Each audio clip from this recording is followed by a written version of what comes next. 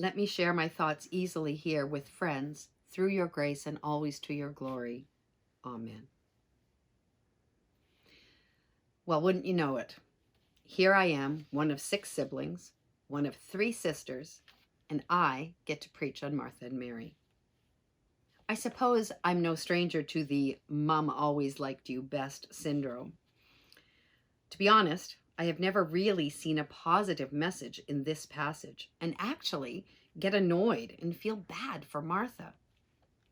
So in preparation, I thought a lot, prayed for direction, and did some research. And this morning, I have a slightly different point of view to share. Let's start remembering the story of 2 sisters entertaining Jesus. As Jesus and his disciples were on their way, he came to a village where a woman named Martha opened her home to him. She had a sister called Mary, who sat at the Lord's feet, listening to what he said. But Martha was distracted by all her preparations that she had made. She came to him and asked, "Lord, don't you care that my sister has left me to do all the work myself? Tell her to help me." "Martha, Martha," the Lord answered, "you are worried and upset about many things, but few things are needed, or indeed only one. Mary has chosen what is better, and it will not be taken from her." So first we have Martha. Oh, I can just picture her, a lot like me, a planner, a list maker, obsessing about everything. She would be directing her sister on what to clean up and how to clean it up in preparation for their guest. She thought out the menu, planned her signature dish, shopped, broke out the good dishes, decorated, maybe even flowers. Martha types are the ones we always seek out. At church, at work, in groups, in our families. They are the ones you can count on to get the job done. So their guest arrives, and Martha greets and welcomes him, then likely excuses herself to go finish up in the kitchen and check on the meal. She's frantic. As organized as she is still stressed and distracted. She wants everything to be just so. And where is her loopy sister while Martha's head is spinning? Out, sitting down, relaxed, comfy, chatting with Jesus. Instead of confronting her sister, Martha confronts Jesus. "Tell her to help me." Perhaps she was hoping to embarrass Mary into compliance, but instead of nodding knowingly to Mary and suggesting she pitch in, Jesus does something surprising. He tells Martha that her sister is the one making the better choice. What? When I read this, I'm appalled. Poor Martha, working so hard, slaving over a hot stove, only to be told that her choice was not the best choice. Well, maybe I've been there, done that. Siblings somehow shining in a light that you created. When my mom was alive, we planned to do a walk to raise money for leukemia research. Yes, all the planning and all the logistics were in place. We even got a wheelchair to push her around downtown and got relatives coordinated to come in from out of town and meet us there.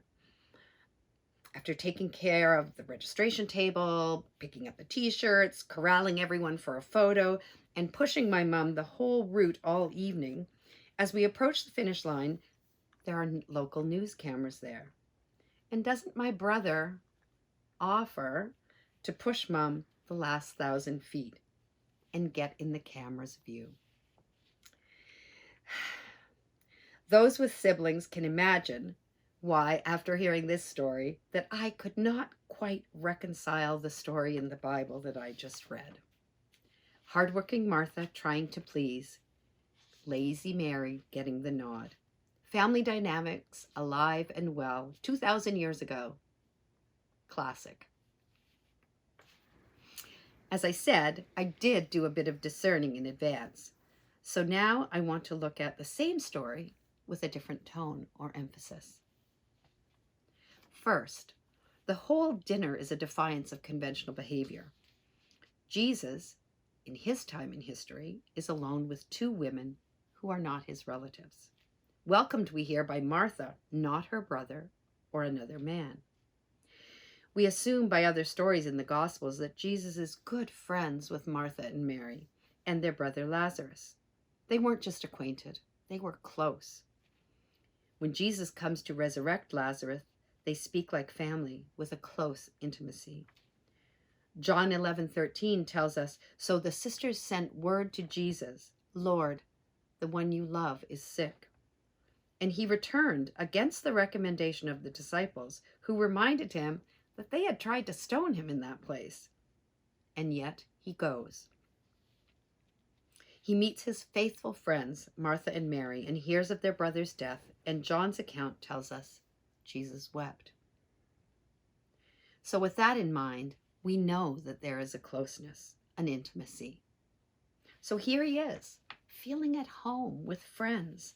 Martha is hustling and bustling. Mary is at his feet, indicating that he is teaching her. Another radical behavior for the times. Women were discouraged from learning, actually exempt from studying the Torah. Yet here is Mary, sitting, soaking in all Jesus' stories of the road, of his journey, philosophies on life, of faith, and of why he is here.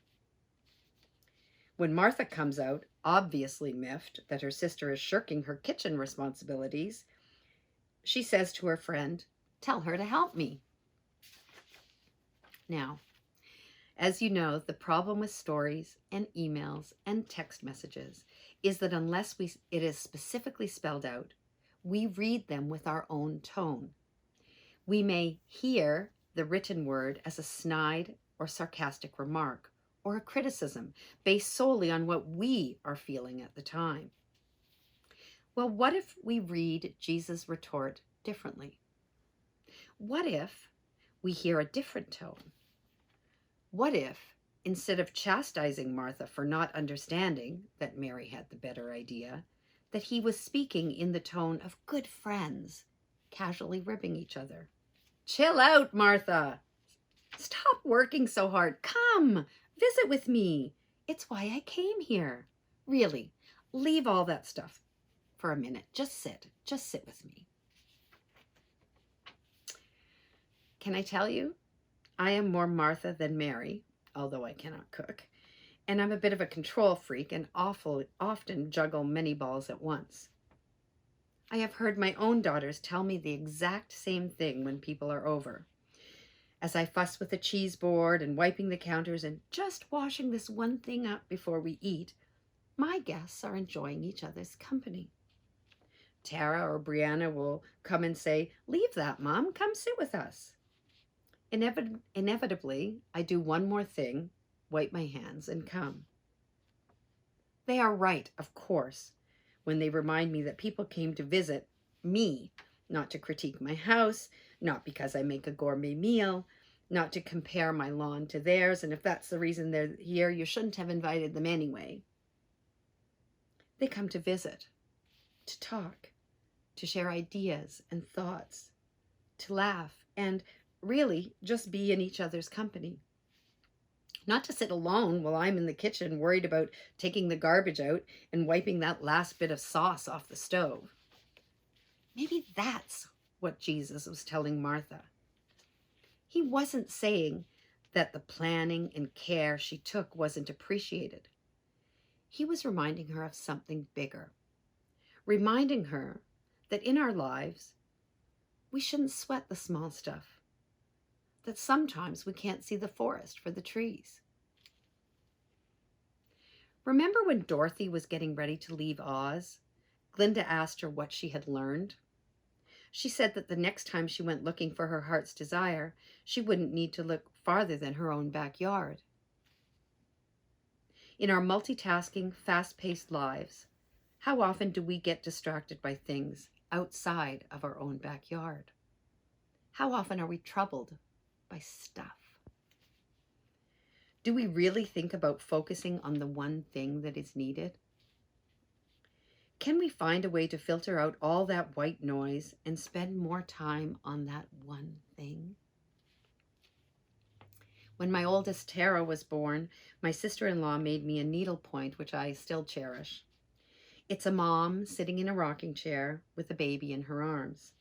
The verse goes like this: "Cleaning and scrubbing can wait till tomorrow. For babies grow up, we've learned to our sorrow. So quiet down, cobwebs, dust, go to sleep. I'm rocking my baby, and babies don't keep." When I was able to hear today's gospel with a different voice and inflection, I saw Jesus not chastising Martha, but gently reminding his friend she needed to stop stressing and being upset and distracted over many things. It was then that I thought about this needlepoint and how it was applicable. Jesus challenged Martha to take Mary's lead, to cut through the distraction and focus on things that are important. How many times do we get distracted and miss the point? Look at our politicians. We wish they would spend at least half as much time focusing on governing and finding solutions and working cohesively as they do on smear campaigns and personal defamation. Shouldn't their time and energy be spent on things that are more important? I myself have often spent more time planning and preparing things for St. Francis, emailing, sending cards, scheduling volunteers, going to meetings, than I actually do pondering the important reason that I do all that. We often spend so much time working so we can buy stuff for our kids. The trade-off is kids with lots of stuff and no memory of time spent with their parents or time seated around a dinner table with their families. If living through a multi-year pandemic has taught us anything, it has to be how important the connection with people is.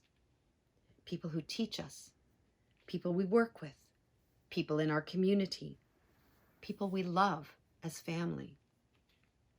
Communicating, sharing thoughts and ideas, joys and fears, not feeling alone. Like Martha's experience, the noise of all the work and planning, etc., is noble, necessary even. But I challenge you to take 2 steps back. Find a quiet spot among your life's distractions. Share a story. Listen to someone else's. The legacies of our families live in the memories of days spent at the racetrack and making special Mickey Mouse cones, of card games and board games and playing bingo, and albums full of photos. The future lies in learning new and different ways of hearing and respecting a narrative that may be different from yours, of trying something new, practically, physically, or spiritually. God's voice comes to us from the past, speaks through the people we know today, and leads us to the future. So homework this week. Make a moment to be still. Center yourself. Channel your inner Mary. Sit at the foot of God. Listen. Listen.